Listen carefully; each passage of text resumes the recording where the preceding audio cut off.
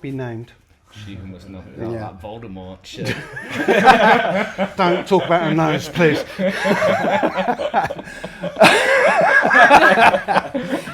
I'm Dave Cyderbaby. This is for Rock Radio UK, and today I'm with Beggars, Bliss. Hello, guys. Hello. Hey. Hi. Just seen you, rip the stage apart here at Trailblazers in Corporation. Best band of the day. By a country mile. Thank you very much. So Thank you. I didn't know what to expect because I didn't really know you before, but now, bloody hell, you made a fan. Brilliant. Thank you. Brilliant. Man. Glad that to means hear a it. lot. Yeah, I mean, just blown away. So, gushing over, tell me about yourself. I'm Henry. This is Dan. This is Millie. This is Chris. We all kind of came together out of like different bands, I suppose. Yeah, hold it close. Yeah. Like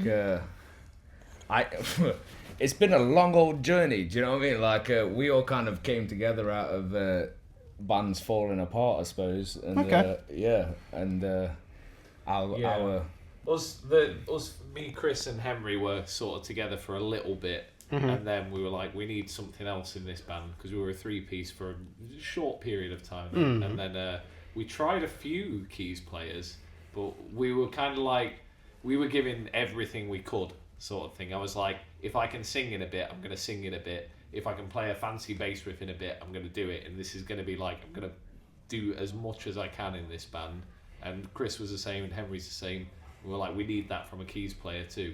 And Millie came on. Yeah. Because we tried a few that weren't like that. They were more sessiony. They were very good players, but they weren't into it. I had my solo project going for a while, and Henry had been on my radar as like a lead guitarist for a while, but I didn't dare ask him because I thought, he's really good, he probably got nothing to do with me.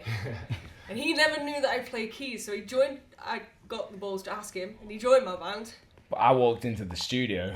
And she's playing like keys. Like I'm like, what the fuck is going off here? Do you know what I mean? Like, when I was like, by the way, my band needs a keys player, but it kind of came together. It was quite organic, to be honest. Like there wasn't much. I kind of came back to Chris and Dan and said like, what do you think? Do you know what I mean? And they were like, oh, bring it in, and it's just all kind of blossomed from there, hasn't it? But worked. now we've got. Now all of a sudden, like we've got an album coming out in May. Yeah. Wow. We've had kind of some awesome like including this gig tonight, the Call of the Wild. Hopefully we'll be playing Call of the Wild, but if not, it's still been a hell of an experience. Yeah. Do you know what I mean? Like it's been interesting. Yeah. We played with some awesome. Legendary venue. Yeah. Seen some really big legendary bands here. I've seen Sabaton here. I've seen Taurus Ass. No way. Yeah. I saw Grendel, weirdly. Saw Volbeat though here. Like bands that are way bigger than like the like this sort of small stage, but they kind of do it on the way up, don't they? And it's a legendary venue. It's brilliant. So it's been really good to play it, honestly. Yeah, it's kind of been weird for me, like the amount of people that like I kind of know from my walk of life or whatever, but they've all turned up tonight and stuff. Like some of them wearing Beggars, Bliss t-shirts and shit. Which again is just like it's a bit mind blowing sometimes. Yeah. I think we are just a bit like. I'm playing with some serious bands. Like they're all got some real skills and they've got some really good stuff going off. And then all of a sudden we're playing on the same fucking stage. Yeah, brilliant. But every time it's always playing with my besties. Do you know what I mean? I enjoy. Yeah. Like, there's nothing more that I look forward to than playing with my dudes. Awesome. It's been Awesome. So how long have you been together then? I mean, you seem to have gelled quite well together, so it's like... It's been about a year and a half, maybe coming on 2 years now. Yeah, I think so. So. So you're doing the circuit around where you are, I assume? Yeah, we play around Derby a lot. We play down at like the Flower Pot, the Vic Inn, as anywhere that'll have us, to be fair. Do you know, like me and Millie ended up playing quite a lot of acoustic gigs. Yeah, we take on the like acoustic, random little pub gigs and stuff. Yeah. Just playing literally whenever we get the chance. Yeah, and this is the start of us kind of branching out. Like we want to play. We're trying as much in. That's it. We're trying to branch out to more and more places. We played we played like the Rescue Rooms open mic and immediately got a festival gig out of that from someone watching. Well, okay. Which was nice. It was a little festival, but like still, it was great. It was great to like big for us. Get it? Yeah, It's a little festival, but it's a big one for us. Yeah, exactly. And like we think we at some point we're getting down to London to do the same sort of thing, like open mics, to try and get some more venues in there, and same Birmingham. Like we're trying to branch out a bit more. Yeah, exactly. So tell me about the album you've got coming out in May then. I mean, well, so the album, it kind of like we've released 5 singles now, is it? Yes. So the album's kind of an extension on that. There's a few more tunes. I think they've all been kind of adapted to the album or played with. So the singles that are out at the minute, that there's a slightly different version on the album in there. Some of them, because some of them, one of them predates Nui. Yeah. So we rectified that. Catch up with ourselves because we write it by playing together. Yeah. It's kind of like musical constipation, man. Like we've been waiting to get this shit out there for fucking donkeys, and it's like now we're like forced. We're ready to record the next one, but this one is it means a lot to me, to the rest of the dudes. I can't wait to have CDs. I cannot wait to have a I physical, want a record. tangible thing. I've got to say, I did ask at the desk if you got music out yet, and he said no, I mean a month or so's time. I thought, bagger. So I really wanted to take it back and play it. The album's coming out in May, but there are a couple of singles on all of the streaming platforms and everything. Yeah, they're on Spotify and such if you do that. But yeah, we can't. No physical copies just yet. Soon. There definitely will be. And the golden record will be there. Yeah, hopefully. Fingers crossed. There will definitely be CDs. Maybe we'll put the call out, see if people want vinyl. Some people it's a tricky one. We're having vinyl. There we go. It's a tricky one because if you have that big outlay of expense yourselves, and that's where I think we've been quite lucky, because locally we've been booked pretty regularly, and because of all the little gigs that we've done, like that all stacks up. So as far as it goes, the band's kind of paid for itself. We have managed to finance a lot of it just through playing, which has been awesome for us because it's not cost us a great deal of money, and we just keep going and having awesome nights out with like great bands and great music. We do our merch, our t-shirts, because we've designed like all the single artwork ourselves. Well, I say ourselves, Henry's done it because he's a tattoo artist. Well, you did a couple. So, what you did? I did one. I drew one. But like Henry's, he's a tattoo artist. He has many tattoos. I imagine I don't know if you've actually done any of those. Like, if I were to take my trousers off. Please don't. This is a family show.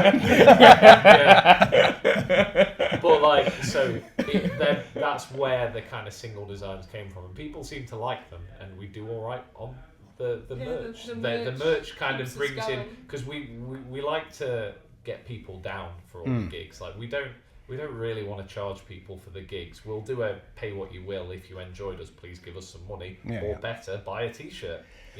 Spread it around. On that note, we've also had the first design as such, like now we see people wearing them and they look a bit battered and worn, do you know what I mean? And I'm like, that's cool, like you've been there from the start, and like there's a few ones that we've released with the singles and stuff where we only had a limited amount of them. We might have a couple in odd sizes left, but every time we see one of them in the audience, we're like, it kind of gives us a gauge on how long they've been with us, you know what I mean? Which I kind of feel is cool. Yeah. So I kind of want to keep just like churning out different, like we always do the classic. He's changed it for a Call of the Wild. He's sucking up for the vote. That's what he is. But he had the original Beggars on. No, please don't. Please. You have got a shirt under there, right? But the original Beggars Bliss logo. Beggars classic. As we've called it now. So we always try and keep the Beggars classic in, but some of the original ones, they were printed on different t-shirts, different things, so they have worn differently. Yeah, they wear differently. I've got an old one. Now we've got like 5 or 6 designs, which I think we're gonna keep letting them die out and then bringing out new ones. Yeah. Because I kind of feel like that's kind of like we don't want to. It's not like a collector's thing, but it is kind of to us. Do you know what I mean? A football club can change their uniform kit or whatever you want to call it every 2 or 3 games, and why not? Yeah, exactly.